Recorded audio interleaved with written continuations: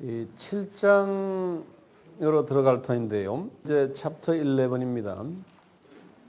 이제 7장 시작하시면서 먼저 그 나라와 그 의를 구하는 예수님의 제자들에게 장차 기독교계에 이런 두 가지의 믿음의 소유자들이 있을 것을 구체적으로 예를 들면서 설명해 주세요.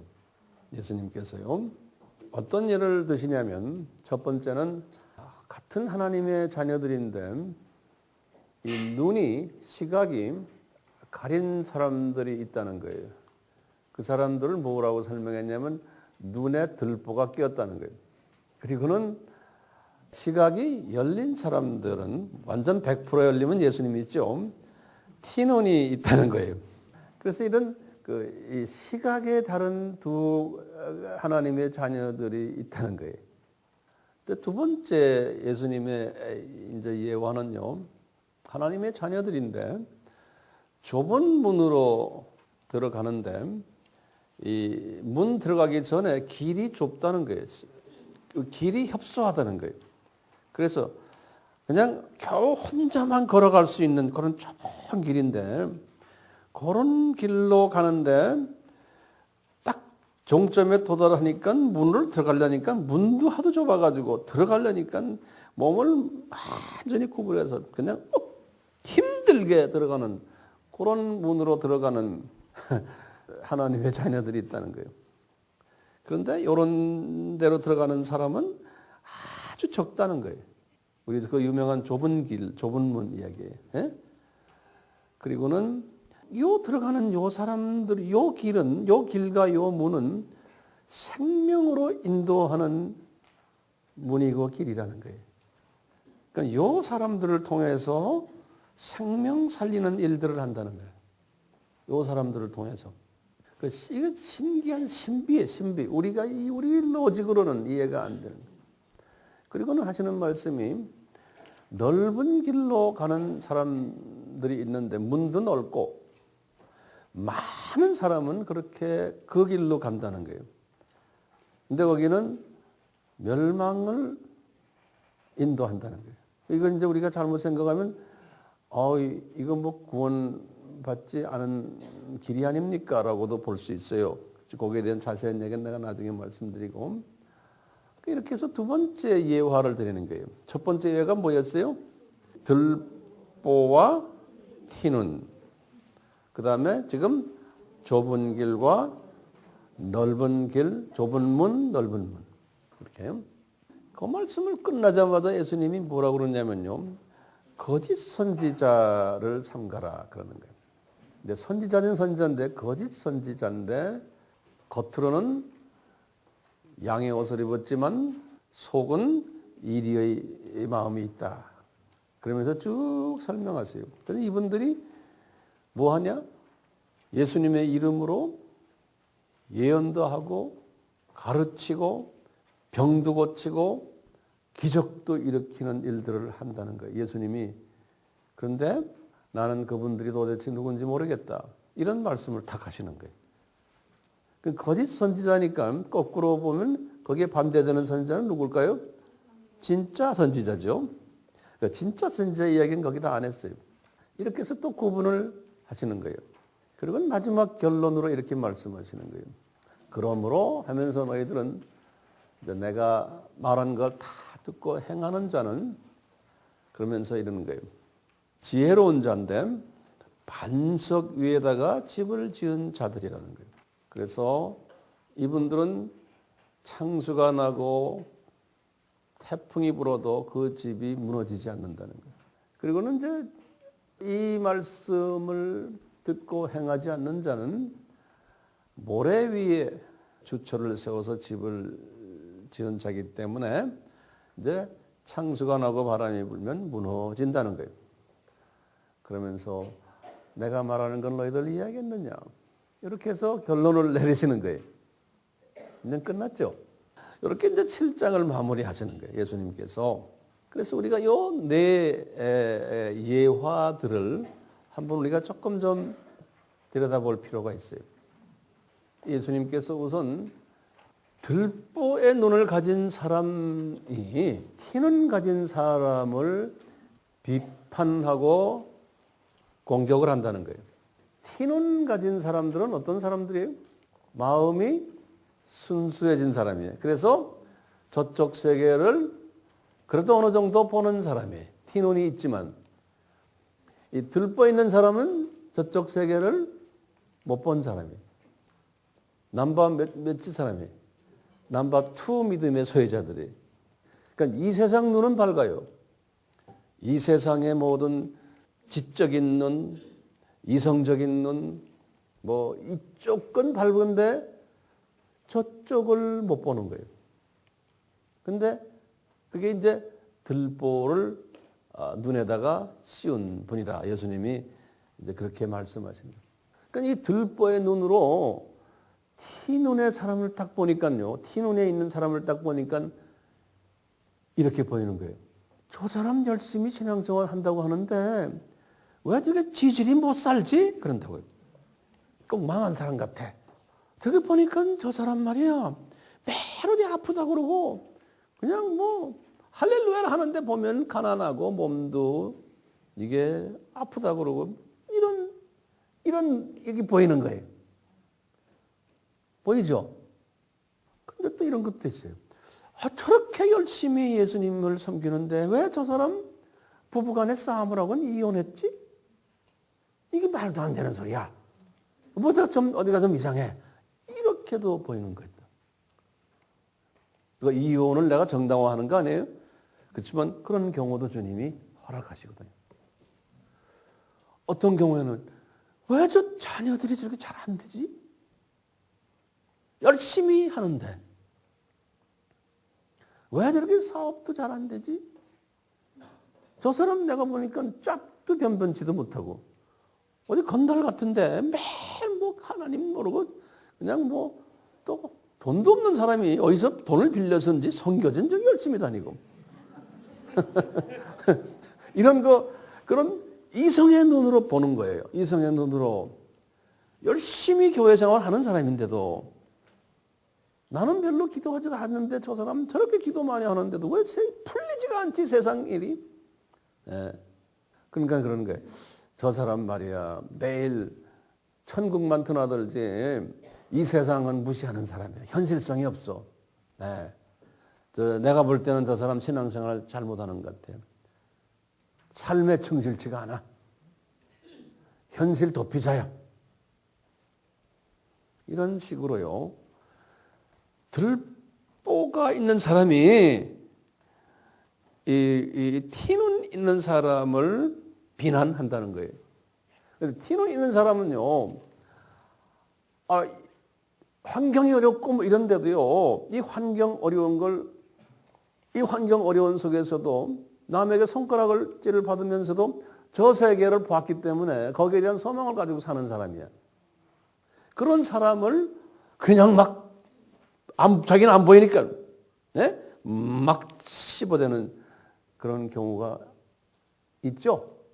그 예수님이 지금 이런 시각에서 말씀하시는 거예요. 예수님께서 시각에 엄청난 차이가 있는 거예요. 그러면서 예수님이 그러시는 거예요. 그런 사람들에게는 지금 이 들보 사람들이요.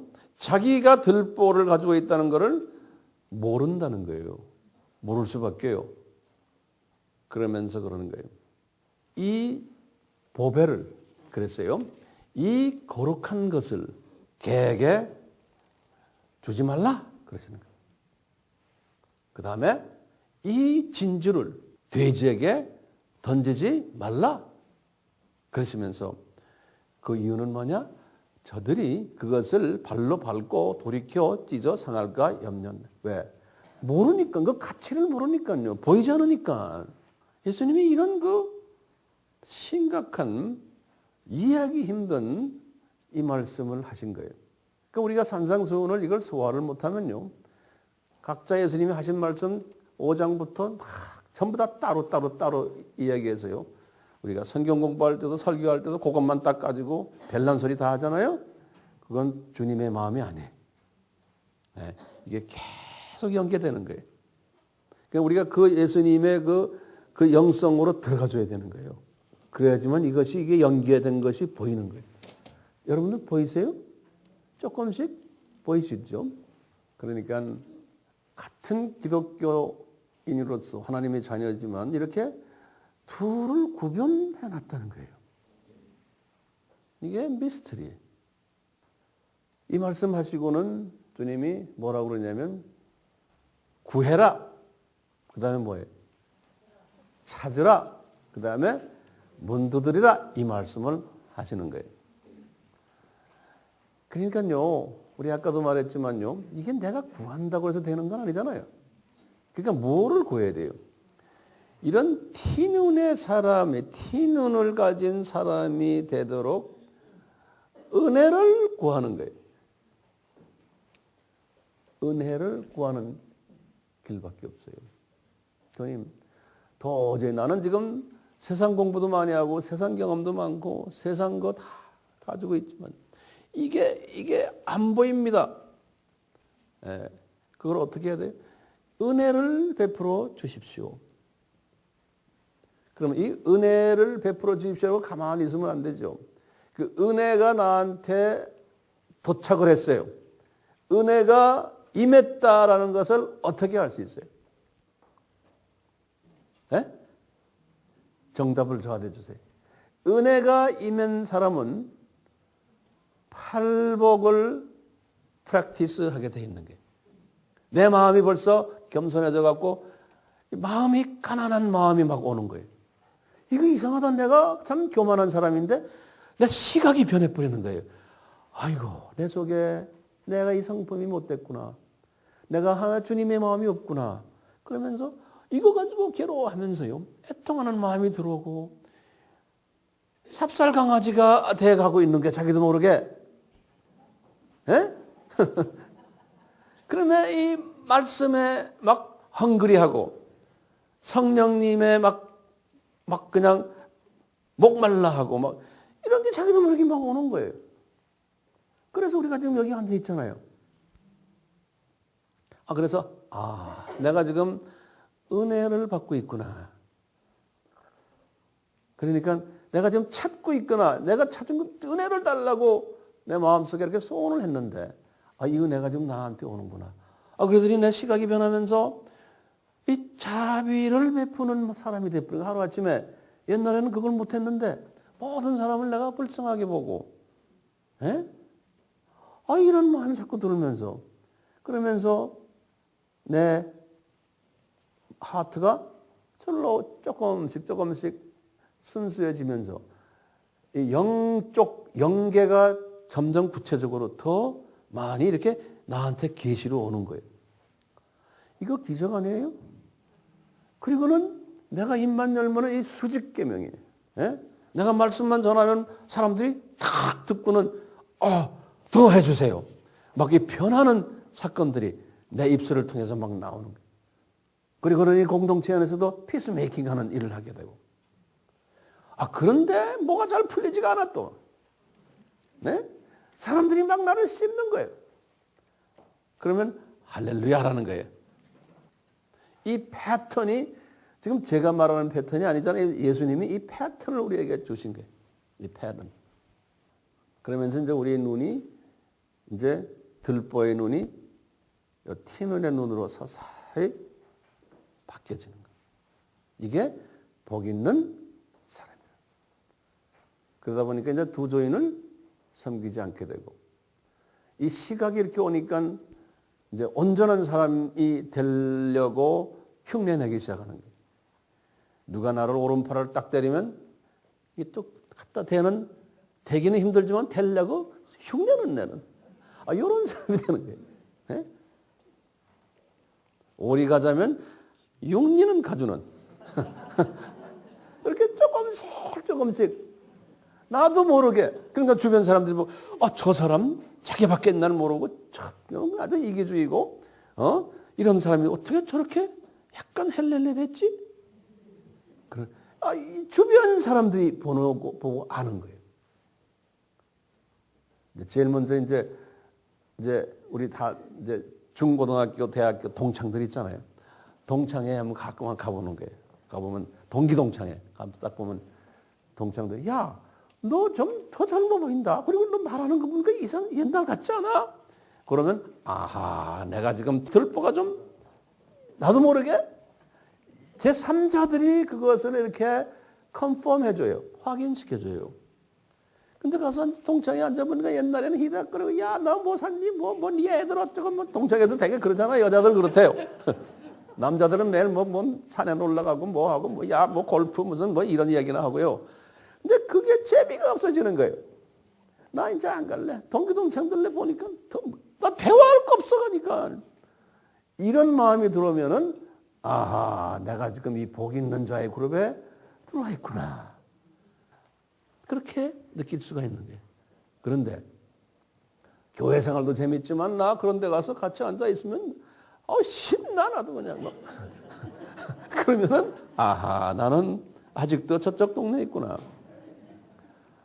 교인들도 모이면은 대부분의 교인들도 모이면 뭐 구역 예배니 무슨 뭐 셀 모임이니 가면은 앉아서 몇 마디 성경 서로 찌끄찌끄 하다가 그 다음에는 다 세상 이야기.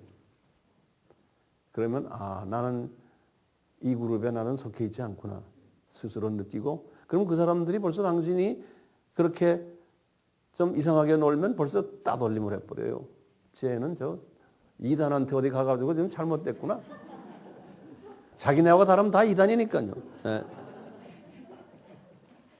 이렇게 돼버리는 거예요.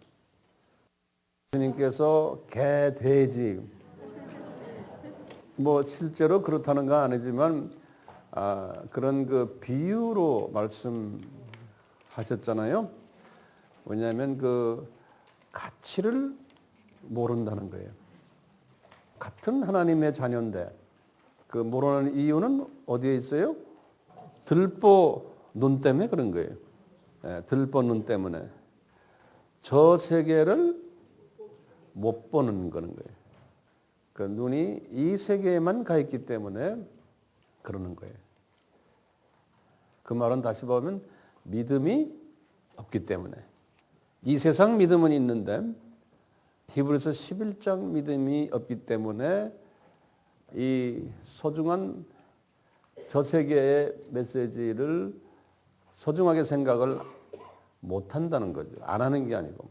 근데 그건 나빠서가 아니고 이렇게 하나님이 예정하셨다는데 우리의 그 질문이 생기는 거예요. 그 질문은 제가 수없이 이야기했기 때문에 제가 이제 그 이상 안 하려고 그래요. 이제 그 다음 이슈가 또 있어요. 그 다음 이슈가 그 유명한 좁은 문, 넓은 문 이슈예요. 여기 4페이지를 보시면 예수님이 7장에서는 최소한 4가지의 예를 들면서 이 진리를 제자들에게 가르치셨거든요. 이제 두 번째가 지금 좁은 문, 넓은 문 말씀을 하시는 거예요.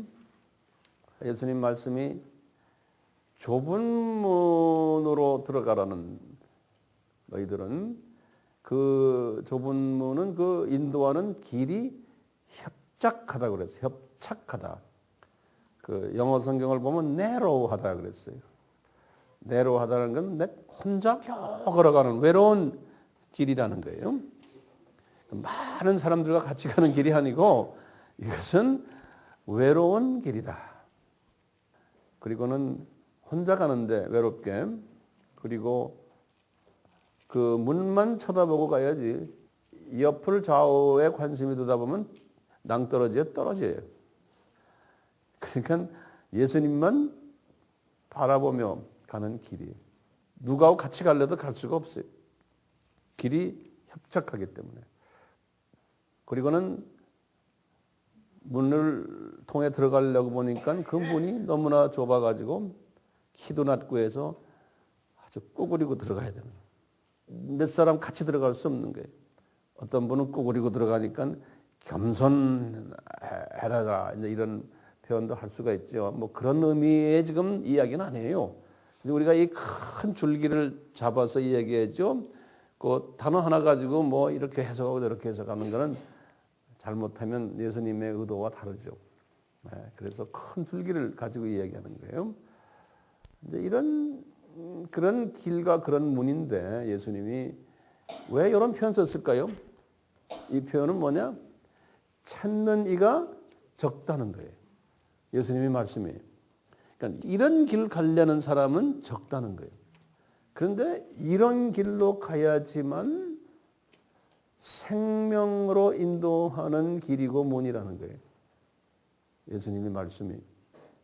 그러니까 우리는 생명을 살리는 사람들은 소위 복음을 전하는 사람들은 복음을 전한다는 건 생명 살리는 일을 하는 거 아니에요? 예. 이 복음을 전하는 사람들은 소수고 외롭고 협착한 길을 갈 수밖에 없다는 거예요. 많은 사람에게 인기가 있고 하면은 그것은 아니라는 거예요. 생명 살리는 일은. 그렇기 때문에 생명 살리는 일을 하는 사람은 예수님은 지금 팔복의 그 가르침을 삶에 이제 적용하면서 이걸 깊이 넓게 팔복의 말씀을 높게 삶 속에 적용하다 보면 점점점 나의 길이 좁아진다는 거예요. 그 문도 점점 더 낮아지고 이렇게 된다는 거예요. 이렇게 되는데 이렇게 해야지만 예수님이 제자들에게 너희들 생명 살리는 일을 할 수 있다 하면서 제자들이 나중에 이 말씀대로 그대로 그분들의 앞표가 그대로 전개됐어요. 이분들이 예수님의 제자들이 다 좁은 길로 갔고 대중들에게는 미움받았고 홀로 가는 길로 가다가 다 순교당했어요. 이분들이 다. 바울도 마찬가지고 어제도 말씀드렸지만 바울이 인기 있는 사람이 아니었어요. 당대 우리 고린도 후서 11장 그 23절부터 보시면 고린도 후서 11장은요. 고린도 후서는 주후 55년에 바울이 쓴 글이거든요. 주후 55년에. 그런 이분이 그때가 언제냐면 3차 선교 여행할 때 그 중간이 우리 3차 선교 여행 언제 시작했죠? 53년에서 57년 아닙니까? 3차 선교 여행하면서 이분이 쓰신 글인데 고린도 전후서는 어디서 썼어요? 에베소에서 썼죠. 이분 쓰실 때 55년이니까 57년에 로마서를 썼고 그 다음에 또 3년 후에 60년에 옥중서신들을 4개 썼잖아요. 다시 말해 로마 감옥에 들어가기 전이에요. 그렇죠? 55년이니까 이분이 1차 여행, 2차 여행, 3차 여행 중간에 쓰신 글인데 이분이 그 순간까지 55년까지 당했던 자기의 어려움들을 거기다 기록해 놨어요. 이분이 거기다가 뭐라고 기록했냐면요. 내가 세상에 예수님을 만난 후에 매도 수없이 맞고 한번 성경 한번 보는 게 낫죠. 고린도 후서 11장 어디 봅시다. 11장 23절부터 봐요. 자, 이분이 로마 감옥에 들어가기 전에요. 저희가 그리스도의 일꾼이냐 정신없는 말을 하거니와 나도 더욱 그러하도다. 내가 수고를 넘치도록 하고 옥에 갇히기도 더 많이 하고 그랬어요. 근데 우리 생각에는 이분이 옥에 갇힌 일이 없어요. 정식으로 옥에 갇힌 게 5년 후에 이 말씀하시고 그렇죠. 그런데 이미 로마 감옥에 들어가기 전에 이미 옥에 갇히기를 그것도 한 번이에요. 더 많이 하고 그랬어요. 그러니까 제가 이렇게 해석할 이분이 껐득하면 파출소에 잡혀 들어갔구나. 예수님 복음을 전하다가 파출소에 잡혀 들어가는 거예요. 이 좁은 길을 갔던 분이에요. 예수님 전하면서 뭐 군중이 따라다니면서 할렐루야 하고 강사 목사님 뭐 호텔에 들어가서 주무십시오 뭐 이런 게 없었어요. 예? 끝없이 어려움을 당하는 거예요. 보세요. 매도 수없이 맞고 여러 번 죽을 뻔하였으며 나 이걸 가만히 읽으면서 보는 거예요. 이 양반이 이스라엘 사람들의 기준으로 보면 최고 엘리트인데 공회 회원이고 최고 학벌을 가지고 지식인이고 베냐민 집하고 바리새인이고 엄청난 프라이드를 가진 사람인데 자기가 생각하는 이방인 놈들한테 또는 유대인 놈들도 자기보다 하층 놈들한테 이렇게 매를 맞는 거예요. 그러니까 이 프라이드가 얼마나 깎였겠어요. 그런데 이분이 매를 맞을 때마다 자기를 도와주는 힘 있는 사람 아무도 없었어요. 고작해야 자기 제자들, 힘없는 제자들 매 맞는 거 구경만 하는 사람들이에요. 네? 이 상황을 가만히 보세요. 디모데도 한마디 한 일이 없어요. 왜 우리 선생 때립니까? 한마디도 말 못했어요. 누가는 앉아서 글만 썼던 것 같아요. 전혀 힘을 쓰질 못하는 거예요. 네? 이런 힘없는 소의 제자들을 데리고 말이죠. 바울이 그분들이 어떤 때는 보면은 큰 어깨의 짐이죠. 자기 어려울 때 도와주는 사람이 아니들이고 위로의 말도 여기 보면 이 친구들이 나를 위로했다는 말 바울 서신에는 하나도 없어요. 그러니까 지금 어떻게 보면 무거운 짐들이었을지도 몰라요. 전혀 도와주지 않으니까. 자, 보세요. 매도 수없이 맞고 유대인에게 40에 하나 감한 매를 5번 맞았고 39번짜리 매죠. 이거 성경에는 보면 40을 때리면 안 된다고 그랬어요. 그래서 꼭 마이너스 1이에요. 40까지 때리면 사람 죽으니까. 그리고 3번 태장을 맞고 태장이 뭡니까? 여기 보면 영어로는 그랬어요. I was bitten with rod. 그래. rod라는 건 뭐냐면 가끔가다 우리 사극을 보면 그 간신이나 그런 사람들 매맞는 거 있지 이 막대기 가지고 때리는 rod은 이게 이 막대기가 아니라 지팡이, 이거 몽둥이, 몽둥이로 때렸는데 아마 그 몽둥이에다 또 가시 집어넣어 가지고 그게 이제 태장인 거예요. 예수님 그 영화에도 예수님이 그런 식으로 맞으신 거 있잖아요. 쇠로 말이죠. 그런 거요. 그러니까 이분이 이렇게 맞고 3번 파선하는데 일주야를 기품에서 지냈으며 얼마나 외롭겠어요.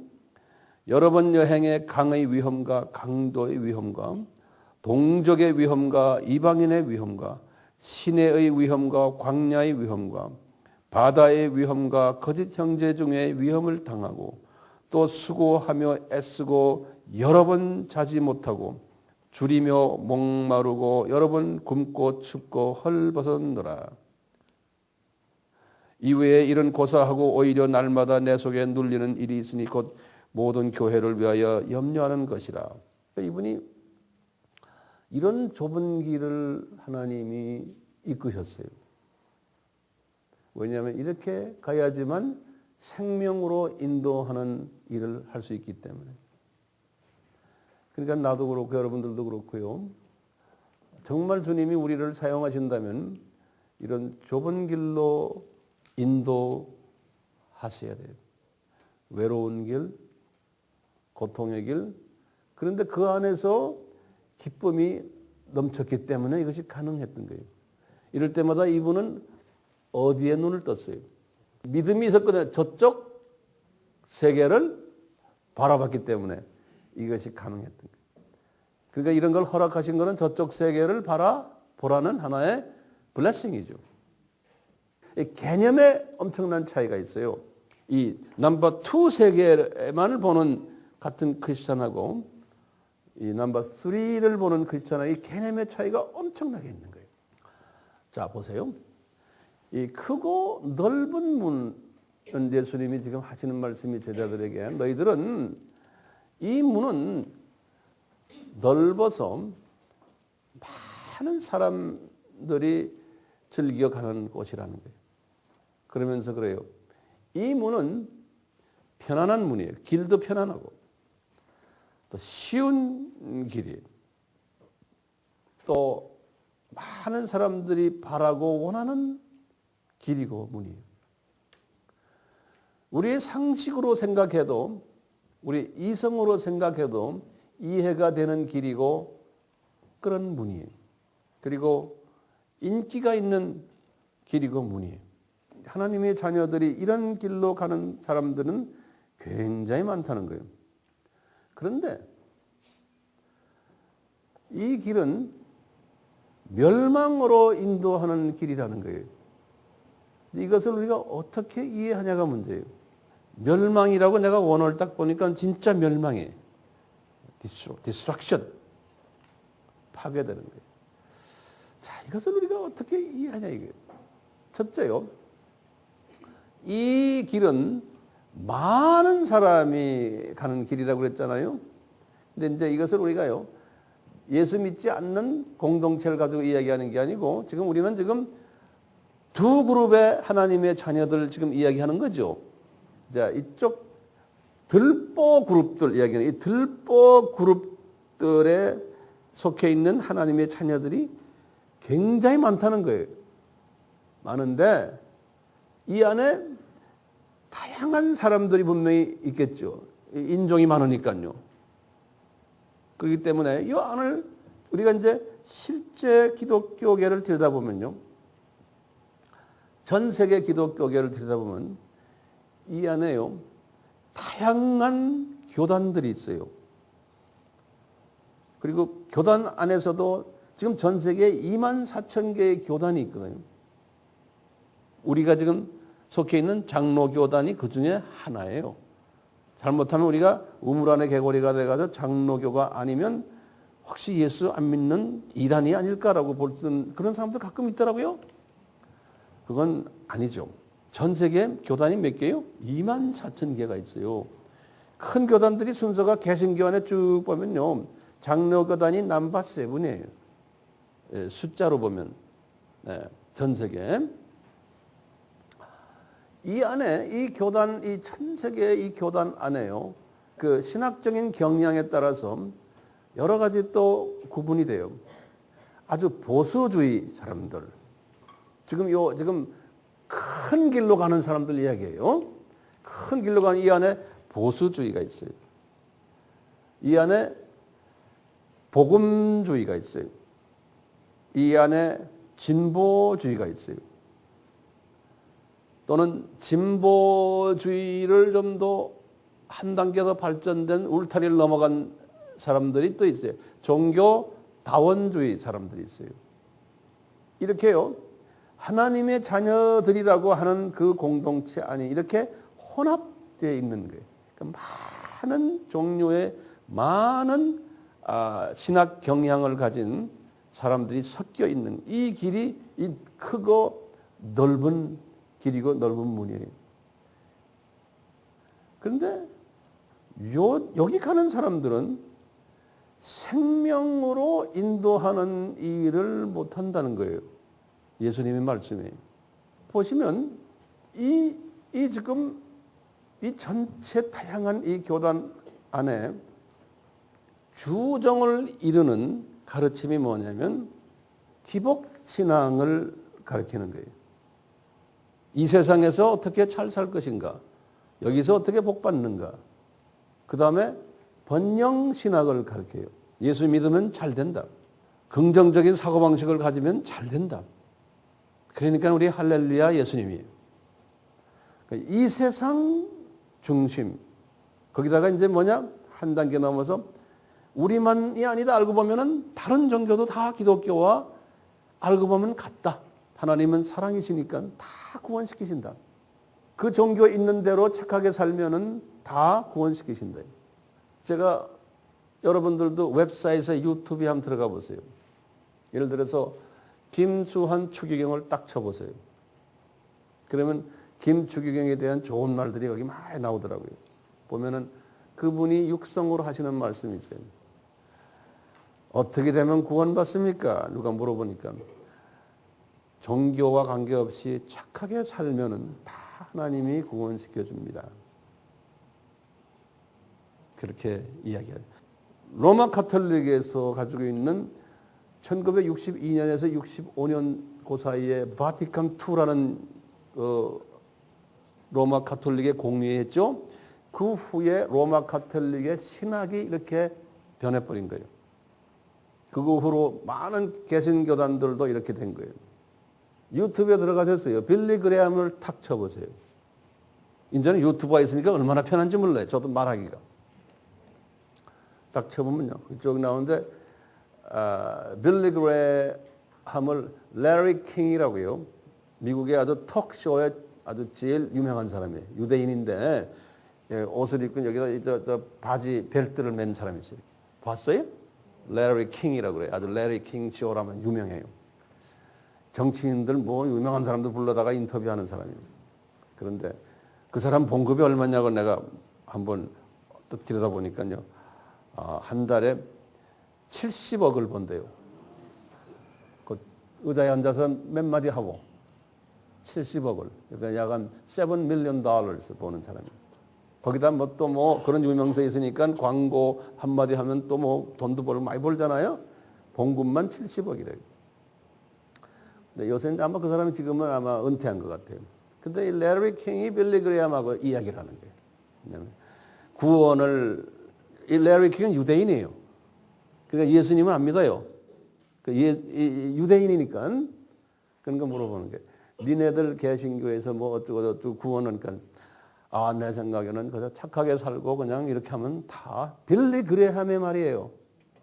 빌리 그레함이 예전과 변해버린 거예요. 개신교의 최고 영적 지도자라는 사람이 그런 말을 하는 거예요. 그러다가 이제 이분이 얼마 전에 미국 대통령 선거에 있었죠. 네?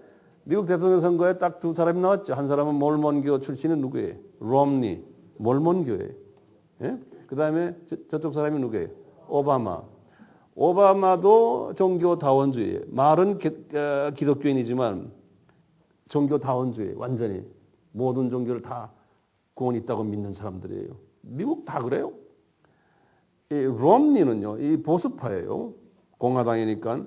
이 보수파는 항상 소위 기독교인 중에서도 다원주의를 용납하지 않는 사람들을 민 본래의 그룹들이에요. 미국의 보수파들이, 공화당이. 근데 이게 쭉쭉쭉 변질해 나가면서 공화당의 대통령이었던 사람들 말은 개신교지만 들여다보면 그분들의 신학은 다 다원주의였어요. 그렇지만 다원주의가 아니면은 대통령이 될 수가 없어요. 표를 얻지를 못해요. 자, 그런데 공화당이 한 울타리를 넘어서 비기독교인인 몰몬교 사람을 대통령으로 이번에 후보를 내보낸 거예요. 그러니까 이건 보통 딜레마가 아닌 거예요. 그 안에 다원주의를 믿는 사람들이 대부분이지만 그걸 믿지 않는 사람들이 볼 때는 이게 속상한 거예요. 후보가 없는 거예요. 후보가 지금 하나 있는 게 그 모양인 거예요. 그러니까 미국이 이만큼 지금 영적으로 지금 혼돈되어 있는 거예요. 이런 관계 속에서 이 다원주의는 이거는 종말 때의 징조들하고 강하게 믿는 사람들은 아예 그냥 대통령 선거를 포기를 해버리는 거예요. 이제 미국은 이제 소망이 없다. 근데 이 롬니가 빌리 그레함을 찾아갔어요. 노스캐롤라이나에. 지금 빌리 그레함 살아있거든. 93세. 찾아가서 이제 인사드리고 저 좀 밀어주십시오. 이렇게 된 거 아니에요? 왜? 이 사람이 개신교의 파워니까. 그러니까 이 빌리 그레함이 하는 소리가 몰몬교도 다 우리 브라더 시스터들이고 몰몬교도 다 구원이 있으니 우리 미국의 기독교인들이요 롬니를 밉시다. 이러는 거예요. 한 가지 우리 롬니 좋은 거는 동성연애하는 사람들 결혼하는 걸 반대하니까 그건 성사덕이라는 거예요. 이쪽은 민주당은 동성연애를 결혼하는 거를 인정하거든요. 근데 이쪽에 지금 민주당의 오바마도 I am a Christian 그래요. 그러면서도 동성연애 다 하고 뭐 WCC 뭐 다 인정해요.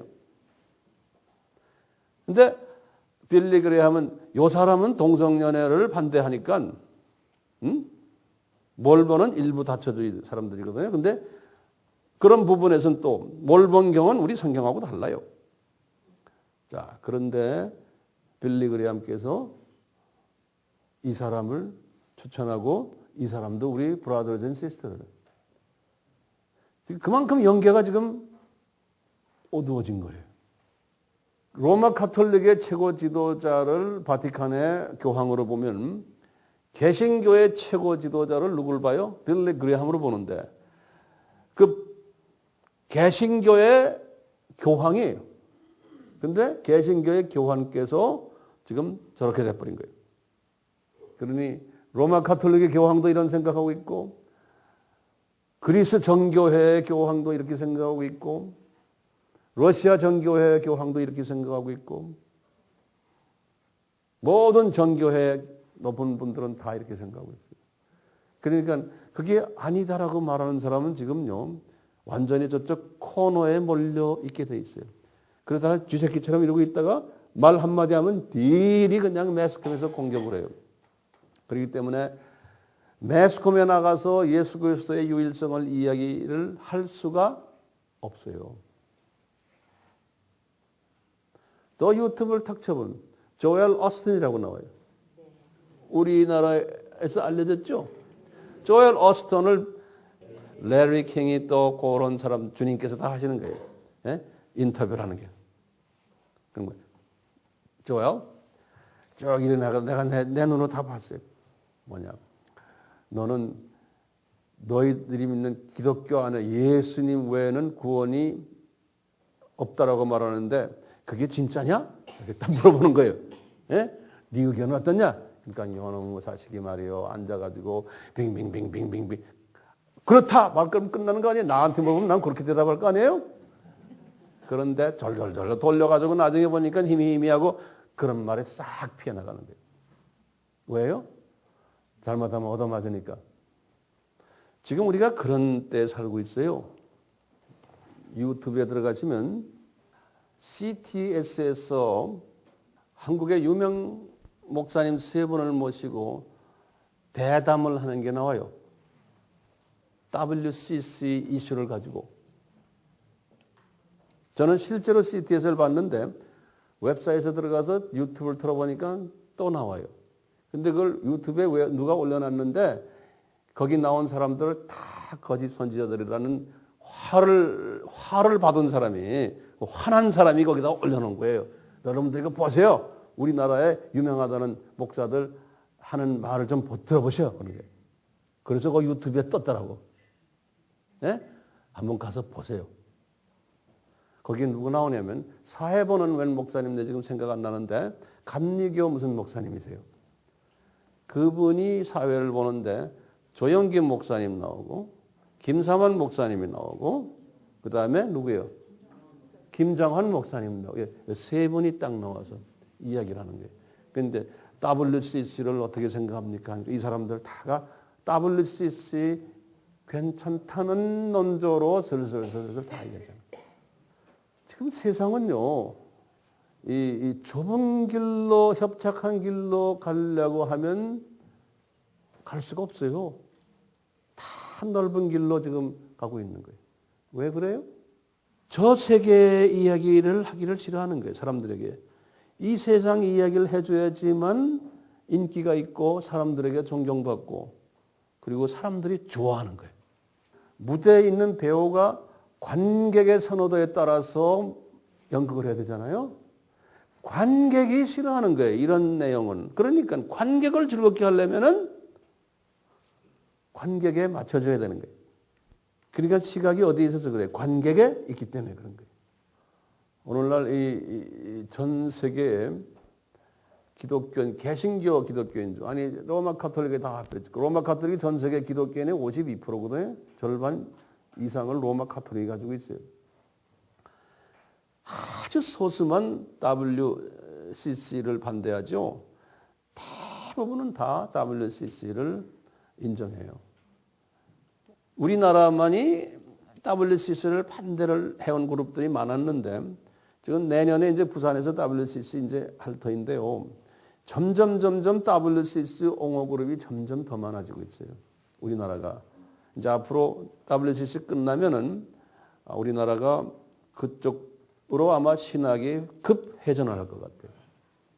네.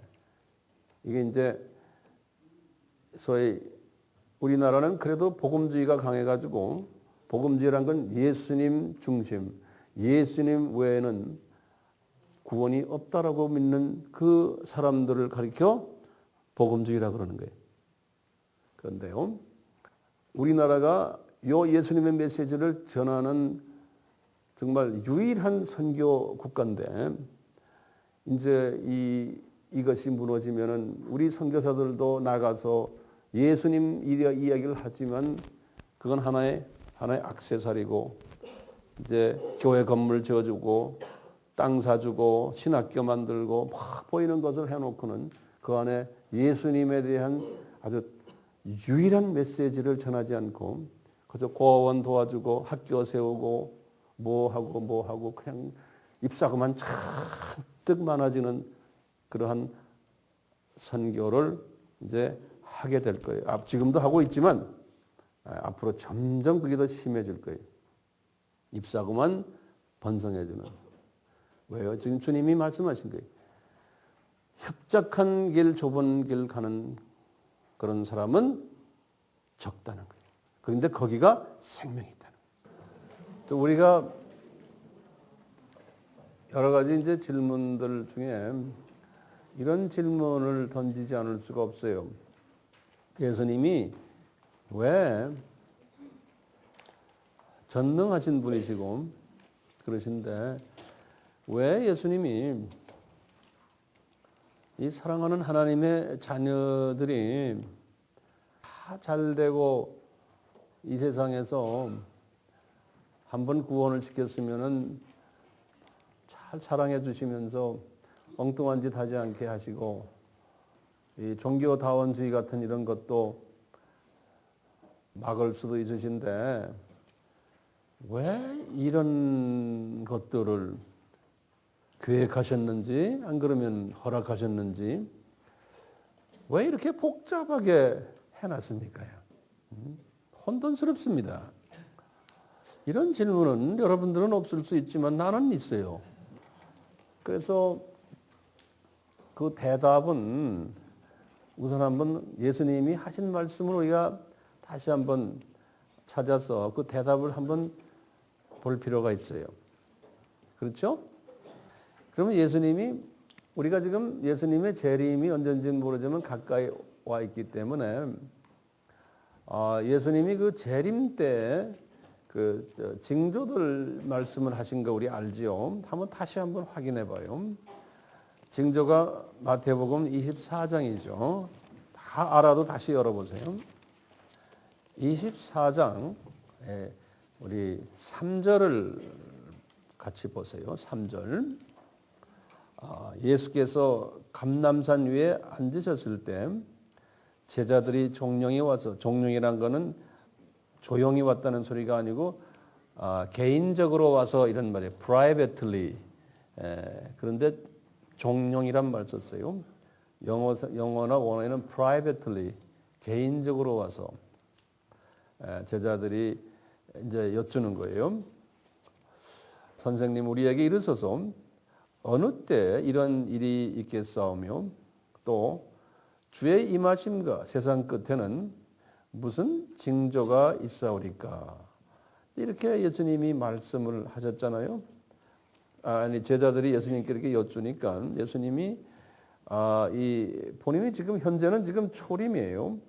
근데 예수님이 이제 승천에 올라가시고 다시 오실 터인데 그때 징조를 보여주십시오. 라는 질문이죠. 그러니까 예수님이 그 징조를 쭉 설명하는 것이 24장, 25장이에요. 그래서 우리가 그걸 감람산 설교라 그런다고 그랬잖아요. 감람산 설교. 근데 징조 중에 제일 먼저 입을 탁 뜨시는 것이 이제 4절과 5절이에요. 예수님이 이러세요. 예수께서 대답하여 가라사대 너희가 사람의 미혹을 받지 않도록 주의하라. 많은 사람이, 이건 적은 사람이 아니에요. 많은 사람이 내 이름으로 와서 이르되 나는 그리스도라 하여 많은 사람을 미혹하는 일이 있겠다는 거예요. 예수님이 이런 말씀을 하세요. 적은 사람이 아니고 많은 사람이, 그 다음에 예수님이 대답은 뭐냐면 거기에 보면 아주 동사가 미혹한다는 동사예요. 이 미혹이라는 말은요, 치팅한다는 거예요. 치팅. 다시 말해 속인다는 거예요. 이제 영어 성경에도 뭐 deceit라는 단어를 썼어요. deceit라는 거는 진짜와 가짜가 구별이 안 되는 거예요. 이렇게 이런 일이 있는데 어디에 대해서 그러느냐 보니까 그리스도에 대해서, 그리스도가 나는 그리스도다, 저긴 그리스도, 그리스도에 대한 개념에 혼돈이 온다는 거예요. 그러니까 예수님의 이름으로 그리스도에 대한 혼선이 온다는 거예요. 그러니까 이것은 예수님이 계획하신 거예요. 그렇게 온다고 아예 이분이 예언하시는 거예요. 왜? 전능자세요. 그리고 전지자세요. 미리 장래에 이런 일이 있을 것을 이분이 계획하신 거예요. 이것도 미스터리죠. 우리의 시각으로 보면 뭐 이렇게 복잡하게 계획하셔가지고 우리를 괴롭힙니까? 에? 우리가 이렇게 볼 수 있지만 그분의 입장에서는 내가 이걸 계획했다 이거예요. 그리고는 그 다음부터 보면 뭐 난리란 말은 영어 성경 보면 words and words, 전쟁이래. 전쟁이 일어나고 지진이 일어나고 민족과 민족끼리 싸움하고 뭐 기근이 일어나고 이런 것을 하면서 그 8절에 보시면 이 모든 것이 재난의 시작이니라 그랬어요. 예? 여기다 줄을 그어놓은 사람은 이미 그어놨겠죠. 그 영어 성경 옆에 있는 보면 This is the beginning of the birth pain 그랬어요. beginning이니까 이제 끝난 게 아니에요. 이제 엄마들 아기가 이제 진통이 나잖아요. 아기 진통의 시작이라는 거예요. 예, 진통의 시작이라는 거예요. 그럼 아기가 나오는 것은 굿뉴스 아닙니까? 그 아기가 누구로 지금 표현해요? 예수님의 재림이. 예수님의 재림이 큰 뉴스가 이제 올 터인데 큰 뉴스가 오기 전에 이 진통이 있다는 거예요. 이 피조물들이. 그래서 이 지구가 진통을 한다는 거예요. 그 다음에 이 복음도 진통을 겪는다는 거예요. 이 복음도. 요 말기 알아들으세요? 복음이 진통을 받는다는 거예요. 복음도. 그러면 왜 이 진통의 개념이 주님이 우리에게 보여줬어요? 아담이 타락한 후에 그 즉시로 여호와 예수님께서 말씀하신 게 있죠. 창세기 3장 16절, 17절, 18절, 19절 거기 보시면 이제 너희들 아기 낳는 진통 가지겠다는 여자들, 그리고는 이 땅이 조절받아가지고 너희들 땀을 흘려야만 소산을 먹게 되고 그전에는 다 무료였는데 진통이 없었는데 이런 일이 있겠다는 거예요. 그거부터 지금까지 계속해서 이 땅이 진통을 하고 사람들 사회도 진통이 있고 복음도 진통을 겪어오면서 계속 여기까지 오는 거예요. 근데 마지막 때 징조는 뭡니까? 그러니까 이 진통이 더 심하다는 거예요. 이제 이때까지는 그냥 아기를 가지고 있었는데 이제는 막 아기가 나오려고 진통을 심하게 하는데 이 진통의 비기닝, 시작이라는 거예요. 그러니까 아직 아기 나오려면 좀 있어야 돼요. 그러면서 예수님이 이것을 좀 더 자세히 설명한 게 23절부터예요. 같은 24장 마태복음 그때 예수님이 그래. 그때 이제 진통이 막 시작이 되면서 진통이 더 심하게 될 때 그때 사람이 너희에게 말하되 보라 그리스도가 여기 있다 저기 있다 하여도 믿지 말아라는 거예요. 이 말은 지금 보세요. 기독교가 그 예수님이 불교에도 계시고 심지어는 뭐 힌두교에도 계시고 이슬람에도 계시고 모든 종교에 예수님이 다 계시다는 거예요. 그렇게 믿는 사람들을 종교다원주의라고 그러거든요.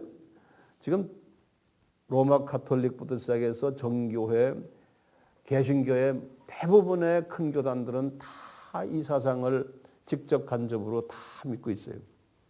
이것을 믿는 사람들끼리 모여있는 그 그룹이 WCC예요.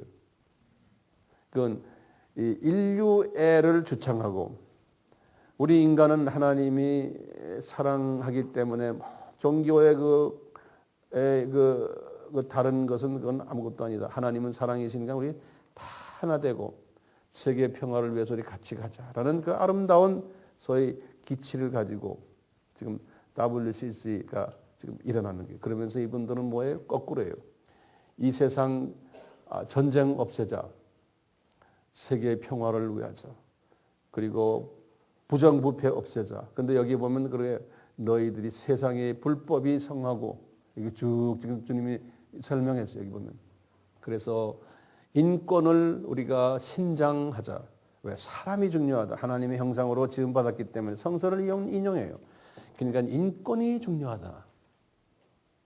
그래서 유엔서도 이것을 지금 주창하고 모든 소위 WCC와 관계되는 종교 그룹들은 다 인권을 이야기해요. 근데 신기하게요. 그놈의 인권은 자유주의 사람들에게만 이야기하죠. 이슬람 사람한테는 말 한마디 못해요. 이상하죠? 북한에 대해서도 말 한마디 못해요. 중국에 대해서도 미국이 가끔 이야기하지만 우리 한국의 진보주의자들은 이거 믿는 사람들은 말 못해요. 인권.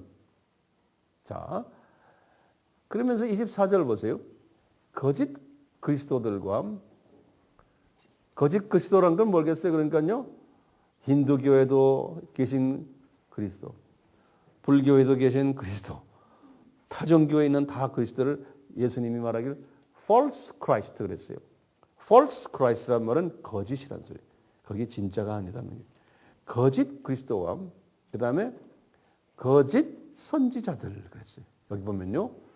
이런 것을 가르치는 소위 종교 지도자들 그런 소리. 이런 사람들이 일어나서 심지어는 큰 표적을과 기사를 일으킨다는 말은요. 이분들의 파워가 세다는 거예요. 영향력이 강하다는 거예요. 이래가지고 할 수만 있으면이라는 거기다 줄을 전 거세요. 할 수만 있으면이라고 한국말로 써있는데 영어로는 if it's possible 그랬어요. 할 수만 있으면 택하신 자들도 거기다 동그라미 쳐놓으세요. 이게 우리 칼빈주의에는 하나님의 택하신 사람이 있어요. 선정들. 이 사람들까지도 미혹해 하리라 그런 거예요. 그래서 하나님이 선택받은 사람들까지도 여기에 미혹을 당한다는 거예요. 예수님의 예언의 말씀이. 그러니까 예수님의 이 세상으로 다시 오시기 전에 이 진통이 있는데 이런 복음의 진통이 이렇게 강하게 온다는 거예요. 복음의 진통이. 그래가지고 나중에 예수님이 딱 나타나실 때, 우리가 왜 이런 진통을 겪었는지 이제 알게, 아이고, 빨리 좀 오시지, 이제 오셨어요. 이렇게 해서 그 오신 예수님을 정말 고맙게 생각하고 기쁘게 생각하는 그것을 가지게 하기 위해서 이 가짜들을 많이 만들어가지고 우리로 하여금 막 안타깝게 만드는 거예요. 그러니까 우리는 그 진통 속에 있는 거예요, 우리가요. 네? 어떤 때는 참, 정말 힘들죠.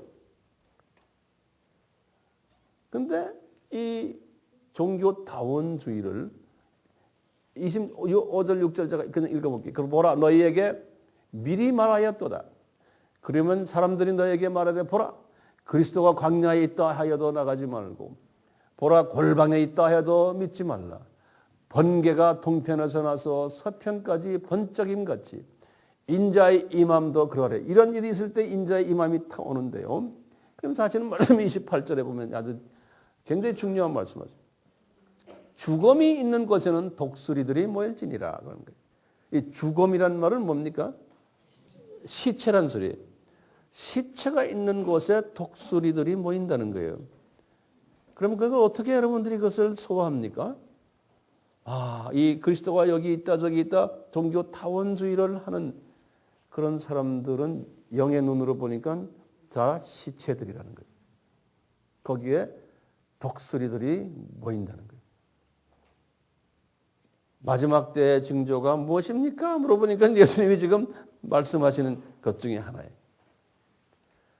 그러니까 오늘날 이 넓은 길로 가는 많은 사람들 중에서 이렇게 진보주의도 있지만 진보주의를 벗어나서 이 예수님의 유일성을 타종교까지도 넘겨가는 그런 사람들, 다원주의 사람들이 많이 나올 것을 예수님이 예견하셨고, 그렇기 때문에 이 WCC 운동은요, 이건 있어야 되는 운동이에요. 그걸 우리가 막을 길이 막으면 안 돼요. 그건 있게 돼 있는 거예요. 그렇지만 이 상황 속에서 나는 어떤 입장을 취해야 되나는 이제 우리가 아는 거예요. 그러니까 많은 사람들이 여기서 예수님이 멸망으로 인도하는 문이다 그랬거든요. 멸망이라는 그 해석을 우리가 적어도 두 가지로 해석할 수 있어요. 이제 하나는 좀 극단적으로요. 이 다원주의를 이제 따르다 보면요, 이제 송장이 돼 버리는 거예요. 그렇기 때문에요, 처음엔 그렇지 않았는데 우리 기독교의 지도자들이나 이 기독교 교인들이 다원주의로 가버린 거예요. 그 보면 그건 멸망으로 가는데 많은 사람들이 그쪽으로 가게끔 예수님이 디자인해 놓으신 거예요. 그러니까 이렇게 제자들에게 미리 알려준 것은 너희들은 그 그룹에 들어가지 말고, 또 하나는 그 그룹으로 들어가려는 사람들이 지금 많은데 가서 말해줘라. 거기에 끼지 말아라고. 이런 경고성 예언도 되잖아요. 그 우리 할 일은 우리가 이런 세상에 살고 있으니까, 이런 때에 살고 있으니까 여기에 빠지지 않도록 할 수만 있으면 선택된 사람들까지도 끌어가려고 하는 그 마귀의 세력이 있는데, 그것은 하나님이, 예수님이 허락하신 거예요. 허락하시니까 그런 게 이제 나타날 터인데 나타났고, 여기에 빠지지 않도록 너희들은 열심히 전해라는. 그런데 그것도 또 문제예요. 아무리 전해도 안 되는 경우도 있고, 그러니까 주님은 볼 때 전하는 그 모습을 보고 기뻐하실 것 같아요. 안타까워하는 그 마음을 보고. 다원주의가 아닌데 그냥 복음주의인데도 좁은 문으로 가지 않는 사람들 많잖아요. 복음주의인데도요. 이 세상 좋고, 다시 말하면 넘버 2 크리스찬들이에요. 이런 사람들로 우리가 또 해석을 할 수 있는, 이런 사람들은요, 이 세상이 좋아서 예수님 그냥 우리 사랑해주고 이 세상 그냥 잘 살고 잘 먹고 그러다 우리 낙원에 가는데 다 좋아요. 그런데 이런 사람을 통해서는 생명으로 인도하는 일을 못 한다는 거예요. 이런 사람들을 통해. 이런 사람들은 자기 구원 하나 있고, 이런 사람들은 자칫하면은 거침돌이 돼가지고 주변 사람들이 생명을 얻는 데에 방해를 하는 방해 요소의 사람들도 될 수 있다는 거예요. 그래서 그런 의미에서의 멸망으로 인도한다라고 우리가 해석을 할 수가 있어요. 나 때문에 거침돌이 돼서, 나 저 사람 때문에, 저 교회 집사고 장로고 목사인데 저 사람 때문에 내가 교회 안 나오겠다는 사람들도 우리 가끔 주변에 있잖아요. 이렇게도 우리가 이제 해석을 할 수가 있어요.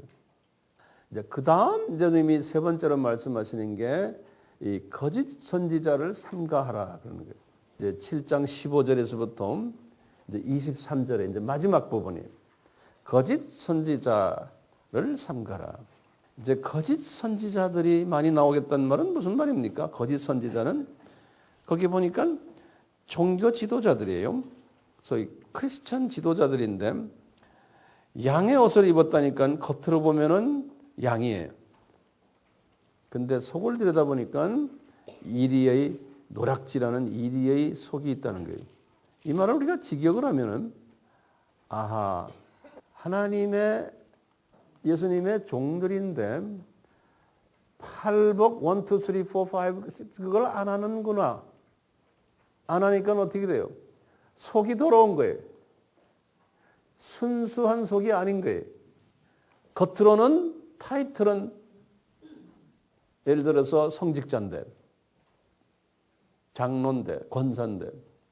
근데 인격이 그렇지 않다는 걸로 우리가 그냥 간단히 해석을 하면 되겠어요. 인격이. 그런데 타이틀은 가지고 있다는 거예요. 이제 이런 사람들이 많이 나올 것을 예수님이 지금 말씀하시는 거예요.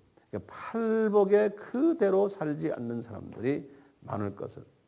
그런데 이 사람들이 어떤 일을 하느냐?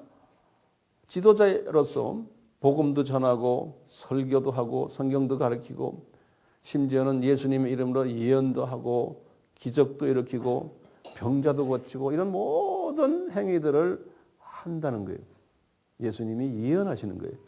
아마 과거 2000년 동안 쭉 그렇게 해왔던 거예요. 그런데 주님께서 하시는 말씀이 그날에 하는 거는 어느 날이에요? 이제 소위 심판날이에요. 심판날에 내가 네가 누군지를 모르겠다라고 말씀하겠다는 거예요. 예수님이 이렇게 미리 디자인해 놓은 거예요. 미리 예수님의 계획이에요. 자, 그럼 이거 어떻게 우리가 이해하냐? 이제 지금 5, 6, 7장을 쭉 보면서 우리가 이해하는 건요. 이 사람들이 구원이 없다는 측면으로는 보기가 힘들어요. 지금 성화적인 측면에서 지금 말씀하시는 건데 이분이 이 지도자들이 예수의 이름을 사용해 가지고 뭐 여러 가지 종교 행위를 해왔는데 예수님이 나는 너 모르겠다. 그러면 이제 그걸 우리가 해석을 이렇게 하지. 아하, 예수님 이름을 불러서 여러 가지 종교 행위를 했지만 알고 보니까 예수님이 모르겠다 그러니까 예수님의 이름만 사용했지 악령이 이 사람들을 지배해왔구나. 악령이 이 사람들을 도와줘가지고 설교도 하게 하고 기적도 일으키게 하고 예언도 하게 하고 모든 종교 행위를 해왔구나. 그러다 보니까 어떻게 돼요? 왜 악령이 그렇게 해요? 이 팔복의 그 라이프 스타일을 살지 않기 때문에 쓴뿌리가 잔뜩 들어있으니까 그 쓴뿌리를 악령이 이용을 한 거예요. 그래가지고 타이틀은 성직자니까 그 타이틀 이용해가지고 했다는 거예요. 그러다 보니까 그날에는 심판날인데 우리 심판이란 건 하나님의 자녀들은 심판 안 받아요. 우리는 그날에 뭐 하냐면 생명책에 우리 이름이 있고 거기에 우리의 포지션이 정해되는 모든 우리의 행동의 기록이 되어 있잖아요. 생명책에. 거기에 의해서 이제 소위 그 높은 계급으로 이제 옮겨가야 되는데 계급사회니까 그날에 예수님이 너는 높은 계급이 아니다. 너는 그동안에 세상에서는 뭐 하나님 내 일 많이 한 것 같은데 너는 높은 계급이 아니다. 나 I don't know. 너는 그냥 평신도였다. 왜? 나를 이용해가지고 너는 네 영광을 차렸다는 거예요. 나를 이용해가지고 네가 유명한 신부가 됐고 유명한 목사고 다시 영광을 네가 가로챘다는 거예요. 어떻게 하면 이렇게 돼요? 이 눈이 저쪽 넘버 3 믿음의 눈을 가지지 않으면 그렇게 되는 거예요. 타이틀은 성직자지만 눈이 이 세상 믿음까지만 가 있으면 이 세상을 보면 이 세상에서 내가 영광 받기를 원, 이 세상에서 내가 다 그런. 그래서 예수님이 그랬죠. 너희들은 외식하는 지도자들 보고 너희들은 이미 상을 이 세상에서 받았느니라 그랬잖아요. 그와 같이 그날 상급 수여식에 보니까 열외시키는 거예요. 너는 이 세상에서 상급 이미 다 받았다. 내 이름으로 너희들이 막 해야 했지만 알고 보니 그건 내 이름으로 한 게 아니야. 잡놈 이름으로 했고 너희들은 이미 그걸 이용해가지고 이 세상에서 상급 다 받았다. 이렇게 예수님이 예언하시는 거예요. 그 이슈는 어디 있어요? 이슈는 팔복에 그것을 프랙티스를 하시면서 눈이 넘버 3 믿음의 눈으로 가지 않으면 이렇게 된다는 거예요. 예? 목사 되는 건 신부 되는 거 쉬워요. 굉장히 쉬워요. 여러분들 다 목사 되고 신부 될 수 있어요. 신부는 지금 장가가고 시집 갔으니까 안 되지만 신학교 깔린 게 신학교요. 신학교 가서 등록만 해요. 야간 신학교도 많고 바쁜 사람들. 그냥 등록만 하고 통신으로 해도 돼요.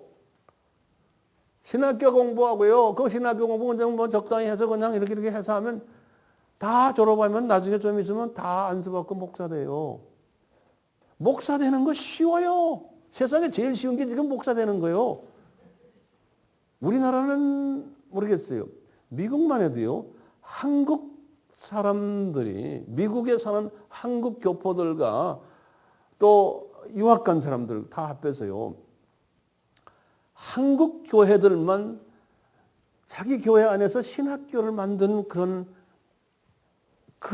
미국의 교포 교회에서 나오는 졸업생이 1년에 5천 명이래요.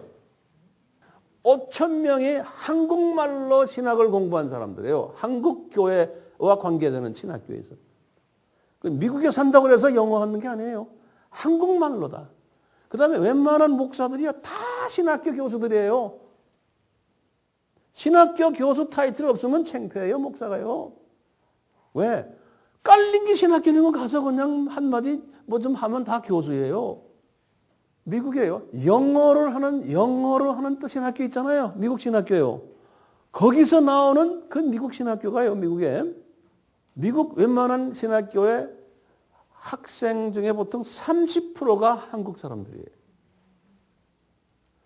그러니까요, 뭐, 유명한 신학교들, 우리 여러분들 입에 오르는 신학교들이요. 거기에 교수들, 뭐, 이런 사람들, 거기 학장들, 개인적으로 제가 아는 사람 많아요.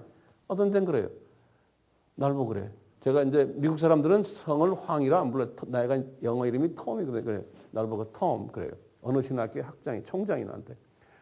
우리 학교, 코리안 학교야. 그래, 날 보고. 왜? 코리안이 안 오면 우리 학교 문 닫아야 돼. 그래. 이 사람들이 내는 학비가 우리 학교를 먹여 살린다는 거예요. 이게 현실이요. 그 주님께서 우리 코리안들을 그렇게 특별히 쓰시는데 그 안에 진짜 정말 주님이 사랑하는 종들도 숨어 있고 또 소위 말하는 지금 내가 네가 모른다는 이런 종들도 깔려 있는 거예요. 그러니까 이게 영분별력을 우리가 가져야 되는 거예요. 주님이 저에게 한 20년을 가까이 신학교에서 신학생들을 가르치는 그 사역을 이제 하게 하셨어요. 그래서 어떤 때는 한국인 사람들도 가르치고 어떤 때는 비한국인들도 가르치고 특히 이제 백인 사회에 이렇게 가서 보면 우리가 보면 백인들 뭐 대단한 것 생각하는데 이 신학교에 온 백인들 이렇게 보면요. 내가 이렇게 보면서 항상 고민해요. 주님, 이 안에 지금 예를 들어서 한 40명이 앉아 있는데 다 목사 되려고 쓸만한 사람 보면 한 5명 정도밖에 내 눈에 안 보이는 거예요. 많아야 10명. 그 나머지들 보면요. 번들하게 생기고 뭐 다 하는데 보면 이 생각이 그 다음에 이 성품이 이 라이프스타일이 보면 아이고 제 목사 되면 안 되는데 그런데 안 되는데 하는 사람들이 다 목사 되거든요. 시간이 가면 그 안타까운 거예요. 공부는 잘해요 또 어떤 애들은. 근데 공부 잘한다 그게 좋은 목사가 되는 게 아니잖아요. 어떤 때는 공부 제일 못하는 사람이 또 아주 신실한 형제자매들이 있는. 그 아카데미에서 가는 게 아니에요. 제3세계도 마찬가지. 이런 혼돈 속에서 저희들이 지금 주님을 섬기고 있어요. 자, 그렇기 때문에 우리 예수님이 지금 예언하시는 것처럼 그때 내가 너를 모르겠다 하는 거기에 해당되면 우리가 안 되잖아요. 그런데 그런 사람들이 많이 나올 것을 예수님께서 예언하신 거예요. 예. 그러니까 내 스스로는 거기에 들어가면 안 되고요. 저도 마찬가지고요. 또 영분별력을 가지고 이것을 구분하는 능력도 가질 필요가 있죠. 이 영분별력을 가지려면 어떻게 해야 돼? 1, 2, 3, 4, 5 이렇게 해서 마음이 순수해져야 돼요. 그러면은 이 영계가 보이기 시작합니다. 그리고 이제 마지막으로 예수님의 결론의 말씀이죠. 이렇게 하시는 거예요. 내가 지금 말한 것을 다 듣고 행하는 자가 있고 이걸 듣고 행하지 않는 자가 있다는 거예요. 두 그룹이 있다는 거예요. 하나님의 자녀들 중에서. 그래서 이 행하는 자들은 그랬죠. 우리가 다 집 짓는 사람들인데 반석에 집을 짓는 지혜로운 사람들이라는 거예요. 반석은 예수님이죠. 그러니까 예수님 중심으로 그분의 성품을 닮으려고 하는 그 반석 위에 지은 사람들. 더 좁게 말하면 산상수훈의 이 내용을 소화하고 이 내용대로 살려고 하는 사람들. 이 안에 여러 가지의 가르침을 내가 깨닫고 이 깨달으려면 팔복의 요 가르침을 내 삶 속에 대입해서 살면은 산상수훈의 내용들이 6장 내용, 7장 내용들이 나한테 소화가 되는 거예요. 이 소화를 하면서 내 삶에 적용하는 사람은 지혜 있는 사람이라는 거예요. 이 사람은 반석 위에 집을 지은 사람이라는 거예요.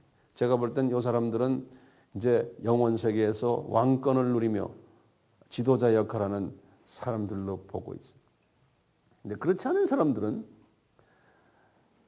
듣고 행하지를 않는 사람들이 많이 나올 텐데 이 사람들은 모래 위에다가 집을 지은 사람들이라는 거예요. 그 창수가 나고 바람이 불고 하면 그 집이 무너진다는 거예요. 그러니까 구원이 무효가 된다는 의미는 아닌 것 같아요. 집이 무너지는 거예요. 그러니까 왜? 이 말은 뭐냐면 상급이 없다라고 보는 게 더 훨씬 성서적인 것 같아요. 상 이야기를 쭉 해오셨거든요. 산상수훈에서. 그래서 내가 열심히 주님을 섬겼지만 상급이 가보니까 없겠구나. 이것을 우리가 알고는 내가 상급 받으려면 어떻게 해야 되는가 이제? 이것을 이제 우리에게 이제 가르쳐주는, 저에게 가르쳐주는 거예요. 너 1, 2, 3, 4 이거를 라이프타임 하면서 네 영광을 추구하지 말고 예수님의 성부 하나님의 성령님의 영광을 추구하면서 영의 눈을 뜨고 저쪽 세계를 바라보며 그렇다고 해서 이 세계를 무시하는 게 아니라 이 세계에서 최선을 다하면서 살면서도 저 세계를 쳐다보며 이 세계에 사는 것이 저 세계를 향한 삶과 이게 컴바인 돼가지고 이 가치관과 세계관과 물질관과 이런 모든 나의 관이 저 세계관으로 연락을 해놓고 이 세상을 사는 사람. 이런 사람이 지혜 있는 사람이랍니다. 그런데 예수님께서 말씀하시기를 이런 사람은 많지가 않다는 거예요. 이런 사람은 좁은 길로 가고 좁은 문으로 간다는 거예요. 그러니까 제자들 보고 너희들 이 그룹에 이미 네가 좋든 나쁘든 들어왔다. 그러니 이제는 절절절 나만 따라와라. 그 사람들은 빼도 박도 못하는 거예요. 알고 보니까 그게 복 있는 선택 받은 거예요. 똑같이 우리도요. 주님의 은혜를 주셔서 내가 이 제자님들처럼 환경은 어렵지만 그 환경 자체를 보지 말고 저쪽을 향해서 딱 보면서 이 산상수훈의 이 가르침을 내가 소화하고는 이제 내가 뭐가 보이는구나. 주님의 뜻이 나에게 이렇게 좀 그림으로 그려지는구나. 네. 이렇게만 돼도 이건 보통 깨달음이 아니고 블레싱이 아니에요. 이제부터는 이 그림을 내가 잡았기 때문에 이제 남은 우리 여생을 이제 주님이 요 그림대로 이렇게 하나하나 인도하실 거예요. 네. 주님이. 내가 노력을 안 해도 괜찮아요. 노력하도록 인도를 하세요. 그러니까 내가 인도받아서 어디까지 갔어요? 오 마이 갓, 이건 내가 한 게 아무것도 없는데 왜 여기까지 나를 인도하셨어요? 그래서 눈물을 펑펑펑 쏟는 사람이 되어야 되는 거예요. 그럴 때 주님이 기뻐하시는 거예요. 노력하려고 막 애쓰는 것도 좋지만 그렇게 하지 마세요. 그러면 내 의가 나타나 버려요.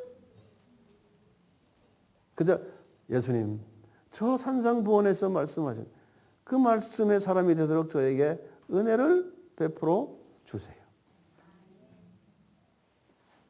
그리고 저 주님께 그냥 의지하며 한 걸음 한 걸음 걸어가겠습니다. 그러면 은혜 안에 사는 사람이 되는 거죠.